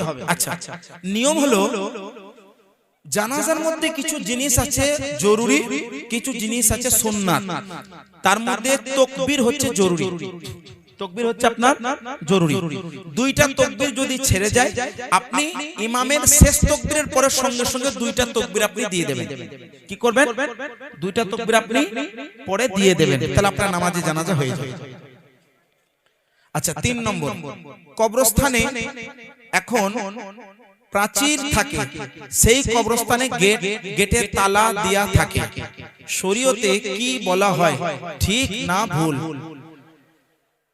একটা কথা হচ্ছে, একজন জীবিত ব্যক্তির রেসপেক্ট করা যেমন জরুরি, একজন জীবিত ব্যক্তির সম্মান করা মানে মুমিন মুসলমানের ওয়ালিল্লাহি ইজ্জাতু ওয়ালি রাসূলিহি ওয়ালিল মুমিনিন কোরআনের আয়াত। একজন মুসলমানের জীবিত অবস্থায় যেমন সম্মান করা অনিবার্য, তার ইন্তেকালের পরেও তার মানবিক অধিকার পূরণ করা জরুরি। এবার যখন কোনো ব্যক্তি ইন্তেকাল করলো, তোনাকে দাফন করা হলো, তো তিনার কবরস্থানটা সুরক্ষিত করার জন্য যাতে কোনো কুকুর, কোনো গরু, কোনো ছাগল, কোনো ভেড়া, কোনো গাধা গরু ঢুকে গিয়ে যাতে কবরে গোবর না করে দেয়, হ্যাঁ প্রসাব না করে দেয়, এগুলোর জন্য সুরক্ষিত রেখে যদি কেউ যদি গেটে তালা লাগা অবশ্যই জায়েজ আছে, কোনো অসুবিধা নেই। বরং যেটা হাদিস মোতাবেক, আমি একটি চমৎকার কথা বলছি আপনাকে, মদিনায় সর্বপ্রথম যে সাহাবী ইন্তেকাল করেছেন তিনার নাম জানেন আপনারা? তিনার নাম হচ্ছে হযরত উসমান ইবনে মাসউদ রাদিয়াল্লাহু আনহু। কি বললাম? হযরত উসমান ইবনে মাসউদ রাদিয়াল্লাহু আনহু। ইনি হচ্ছেন মদিনায় সর্বপ্রথম সাহাবী যিনি ইন্তেকাল করেছিলেন। ইনাকে যখন কবর দেওয়া হয়, ওনাকে যখন দাফন করা হয় জান্নাতুল বাকিয়াতে, তো দাফন করার পর ওনার কবরটা পাথর দিয়ে সুরক্ষিত করে দেওয়া হয়েছিল নাম লিখে, মানে চেনার জন্য, পরিচয়ের জন্য। তো কবরকে ঘিরে দেওয়া এটা হাদিস মোতাবেক। সহিহ বুখারীর মধ্যে আরেকটি হাদিস আছে, হযরত সাইয়্যিদনা ওমর ফারুক রাদিয়াল্লাহু তাআলা আনহুর যুগে নয়, পরবর্তী যুগে একটা হযরত উরওয়া রাদিয়াল্লাহু আনহু থেকে বর্ণিত হাদিস। হাদিসটি কি, এক সময় মদিনা শরীফের কবরস্থান অর্থাৎ রওজা মুবারক, হুজুর সাল্লাল্লাহু আলাইহি সাল্লামের রওজা মুবারক মেরামত করা হচ্ছিল। আর মেরামত করতে করতে বুঝলেন ফাকাদ যহারা কাদামুন, একটা কারোর কদম জাহির হয়ে গেল, মানে করতে করতে মেরামত করতে করতে একটা কদম জাহির হয়ে গেল। তো যারা মেরামত করছিলেন ওনারা বলছেন জানান্তু আন্নাহু কদামুন নবী সাল্লাল্লাহু আলাইহি সাল্লাম, তারা বলছেন আমরা ধারণা করলাম এটা হয়তো মহান নবীর মুবারক কদম। তো ওখানে একজন সাহাবী ছিলেন, বলছেন ওয়াল্লাহি মা হিয়া কদামুন নবী বাল হুয়া কদামু উমর। বলুন সুবহানাল্লাহ। বলছেন আল্লাহর কসম এটা মহান নবীর কদম মুবারক নয়, এটা হচ্ছে উমর ফারুক রাদিয়াল্লাহু আনহু মুবারক কদম। তারপরে এই হাদিস থেকে একটা জিনিস বোঝা যায় যে মেরামত করে আপনার ঘিরে দেওয়া, চতুর্দিকটা চার দেওয়ারি দেওয়া, চারটি দেওয়াল দিয়ে ঘিরে দেওয়া, প্রাচীর দেওয়া, মানে কবরস্থানকে সুরক্ষিত করার লক্ষ্যে এগুলো জায়েজ আছে হাদিস মোতাবেক। বুখারী শরীফের মধ্যেও হাদিস আছে। সুতরাং প্রাচীর দিয়ে এই রকম ভাবে তালা লাগানোটাও জায়েজ আছে। সুন্নিদের সাথে আহলে হাদিস ও দেওবন্দ ঘরে বিবাহ দেওয়া যাবে কি? আমি একটা খালি কথা আপনাকে বলি। পবিত্র কোরআনের একটি আয়াত আছে, পবিত্র কোরআন পারা নম্বর 28 সূরা মুনতাহিনা আয়াত নম্বর 1, আল্লাহ পাক বলছেন ইয়া আইয়ুহাল্লাযীনা আমানু লা তাত্তাখিযু আদুব্বি ওয়া আদুব্বাকুম আউলিয়া তুলকুনা ইলাইহিম বিল মাওয়াদ্দাহ। আল্লাহ পাক বলেন হে ঈমানদার, কাফেরদেরকে বলেন না, আল্লাহ বলেন হে ঈমানদার, O you who have believe, you have to follow। তোমাকে বলছে কি লা তাত্তাখিযু আদুব্বি ওয়া আদুব্বাকুম আউলিয়া তুলকুনা ইলাইহিম বিল মাওয়াদ্দাহ, তোমরা কখনোই আমার এবং তোমাদের শত্রুকে মিত্র রূপে গ্রহণ করো না, यानी जो मेरा और तुम्हारा दुश्मन है उसे दोस्त के तौर पर कबूल ना करो। এটা কোরআনের বিধান, সূরা মুনতাহিনা 28 নম্বর পারা আয়াত নম্বর 1। এবার আমি আপনাকে বলি, যে ব্যক্তি বলে আল্লাহ মিথ্যা বলতে পারে ওই ব্যক্তি আল্লাহর দুশমন না আল্লাহর প্রিয় বান্দা? জোরে বলেন, জোরে জোরে বলুন। যে বলে আল্লাহর পা আছে, পা পা, ওই ব্যক্তি আল্লাহর দুশমন না আল্লাহর প্রিয়? জোরে জোরে। যে বলে আল্লাহর চেহারা আছে ওই ব্যক্তি আল্লাহর দুশমন না আল্লাহর প্রিয়? জোরে বলুন। আজকে একজনের সঙ্গে বুঝলেন ফেসবুকে কমেন্টে ডিবেট হচ্ছে, কমেন্টে আমাকে কমেন্ট করছে, শেষ পর্যন্ত মুখ বন্ধ করে পালিয়ে গেছে এইগুলো নিয়ে। আহলে হাদিসদের বড় বড় ইমাম মৌলভী ওয়াহিদুজ্জামান খান, আরেকজন আছে বুঝলেন বিরাট বড় মুজাদ্দিদ, তাদের বিরাট বড় মুজাদ্দিদ যিনার নাম নবাব সিদ্দিক হাসান খান ভোপালী, বড় বড় ইমাম। তার লেখা কয়েকটি কিতাব বুঝলেন, একটা হচ্ছে কিতাবু হিদায়াতুল মাহদি, মৌলভী ওয়াহিদুজ্জামান খানের লেখা কিতাব।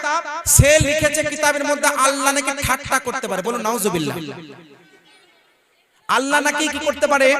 ঠাট্টা করতে পারে।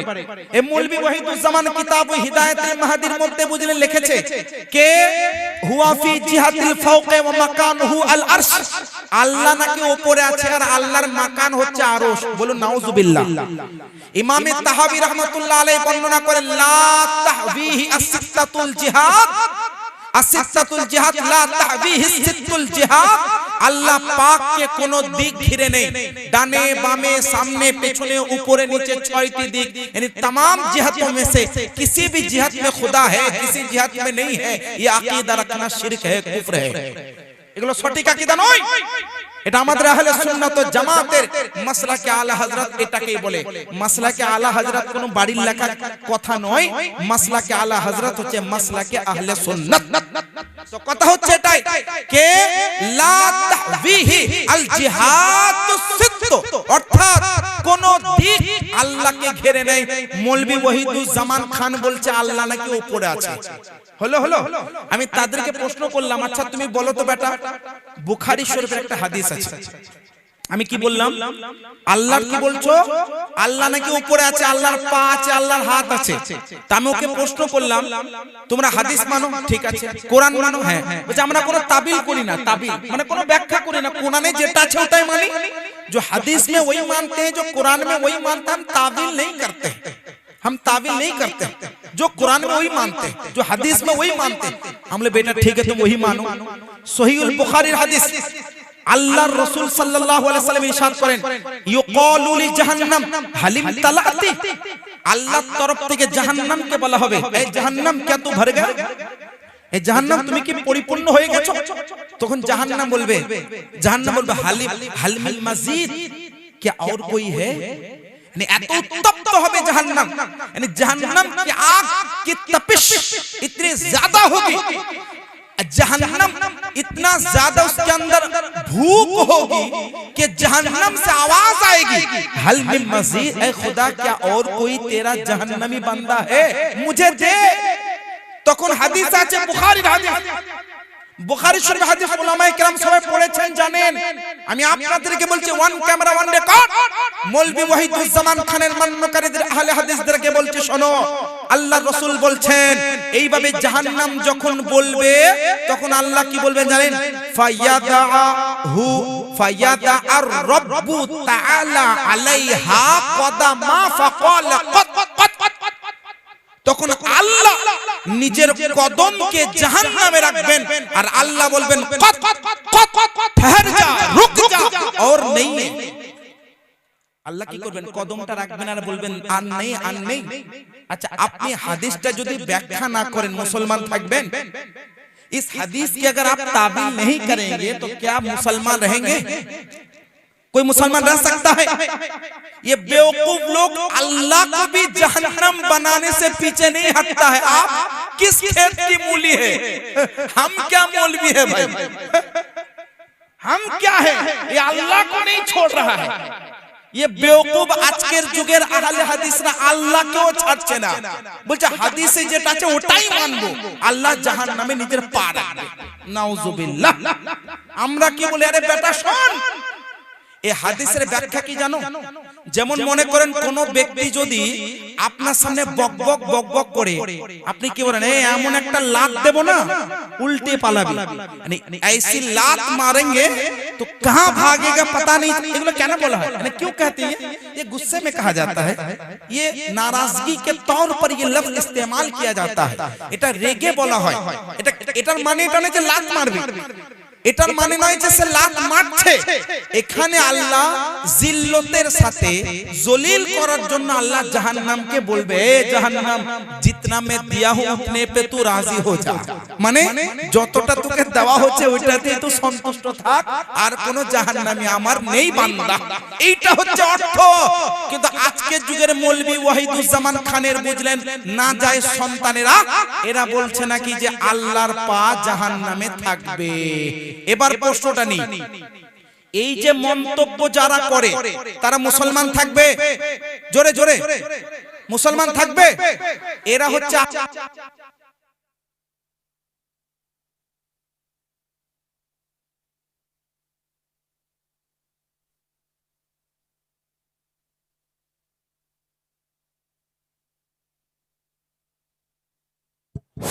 আচ্ছা বলছিলাম কি, এইবার প্রশ্নটা নিচ্ছি। একটা পাঠ হচ্ছে আহলে হাদিস, আমার টাইম হচ্ছে ট্রেনের গো, খুব তাড়াতাড়ি উত্তরটা দিই। একটা পাঠ হচ্ছে আহলে হাদিস, বুঝতে পারলেন? দুই নম্বর পাঠ হচ্ছে বুঝলেন দেওবন্দি। দেওবন্দিদের বড় গুরু আশরাফ আলী থানভী, আশরাফ আলী থানভী, রশিদ আহমদ গঙ্গুহি, কাসেম নানতুবি, এই বড় বড় গুরু তাদের লেখা কিতাব আমার কাছে সমস্ত দলিল ভরা আছে বুঝলেন। দু একটি উদাহরণ দিচ্ছি। যারা বলে যে নবী নাকি মরে মাটির সঙ্গে মিশে গেছে, পচে গেছে, গলে গেছে, ওই ব্যক্তি মুসলমান থাকবে? জোরে বলেন থাকবে? আচ্ছা, তারা আহলে হাদিস মুসলমান? জোরে। গুমরাহ দেওবন্দি মুসলমান থাকবে না। কেউ যদি কুফরি পর্যায়ে পৌঁছায় তারা মুরতাদ কাফের, আর যদি সর্বসাধারণ হয় যারা বুঝে না তারা কমসে কম গুমরাহ থাকবে। এবার আপনি বলুন এদের সঙ্গে সুন্নিদের বিবাহ দেওয়া যাবে? আপনি বলুন দেওয়া যাবে? এবার সহিহ মুসলিমের হাদিস শুনুন। আল্লাহ রাসূল বলছেন যারা গুমরাহ, যারা পথভ্রষ্ট, যারা মুরতাদ, যারা এই ধরনের যারা বদমজহাব, ইদা মারিদু ফালা তাউদুহুম ওয়ালা তুওয়াকিলুহুম ওয়ালা তুশারিবুহুম ওয়ালা তুনাকিহুহুম ওয়ালা তুসাল্লু আলাইহিম ওয়ালা তুসাল্লু মাআহুম। আল্লাহ রাসূলের হাদিস। গুমরাহ ব্যক্তি, পথভ্রষ্ট ব্যক্তি, মুরতাদ ব্যক্তি, এই সমস্ত ব্যক্তিরা যদি বিমার হয় তাদেরকে দেখতে যেও না, ওয়ালা তুওয়াকিলুহুম তাদের সঙ্গে খেও না, ওয়ালা তুশারিবুহুম তাদের সঙ্গে পান করো না, ওয়ালা তুজালিসুহুম তাদের সঙ্গে উঠা বসা করো না, ওয়ালা তুনাকিহুহুম তাদের সঙ্গে বিবাহ দিও না, ওয়ালা তুসাল্লু আলাইহিম তাদের জানাজা পড়ো না, ওয়ালা তুসাল্লু মাআহুম তাদের সঙ্গে কোনো নামাজ পড়ো না। তাহলে হাদিস থেকে প্রমাণ হলো আজকের যুগে তথাকথিত দেওবন্দি এবং তথাকথিত আহলে হাদিস এদের সঙ্গে বিবাহ দেওয়া যাবে না, যাবে না, যাবে না। তাদের সঙ্গে বিবাহ দেওয়া বাতিল হবে। যদি কেউ বিবাহ দেয় ওই বিবাহটা হবে না, সঙ্গে সঙ্গে তাদেরকে বিচ্ছেদ করিয়ে নিয়ে সহিহ সুন্নি সহিহুল আকীদা মুসলমানের সঙ্গে বিবাহ দেওয়া অনিবার্য এবং আবশ্যক হবে। ছোট্ট একটা প্রশ্ন আছে, ঈদ ও বকরিদের নামাজ গ্রামে না পড়ে বাইরে পড়ে তাদের কি হবে? গ্রামে না পড়ে বাইরে পড়ে মানে সে বাইরে স্পেশালি যায়। গ্রামে ঈদের দিন কুরবানির দিন থাকে কিন্তু নামাজের জন্য বাইরে যায়। গ্রামে থাকার পরেও অন্য গ্রামে যায় না অন্য শহরে যায়। গ্রামে কেন? এই গ্রামে কি ক্ষতি আছে? ঈদের কুরবানির নামাজের কিছু বিধান আছে। কে শহর ফিনায়ে শহর, যেটাকে মিস্র ফিনায়ে মিস্র বলা হয়, একটা বড় লম্বা চ্যাপ্টার। আমি একটাই কথা বলে যাব, শর্ত সাপেক্ষে যদি কোথাও ঈদ বা কুরবানির নামাজ হয় ওখানে পড়ুন, না হলে শহর যেখানে শরীয়ত মোতাবেক শহর যেখানে ঈদ কুরবানি হয় ওখানে গিয়ে যদি কেউ নামাজ পড়ে তাহলে কোনো অসুবিধা নেই। আর এমনি নিজের গ্রামে কোনো নামাজ যদি হয় ওখানে গিয়ে আপনি অংশগ্রহণ করুন। আল্লাহ পাক রব্বুল আলামিন আমাদের সকলকে সঠিক শিক্ষা লাভ করার, তার প্রতি আমল করার তৌফিক দান করুক। বলুন আমিন।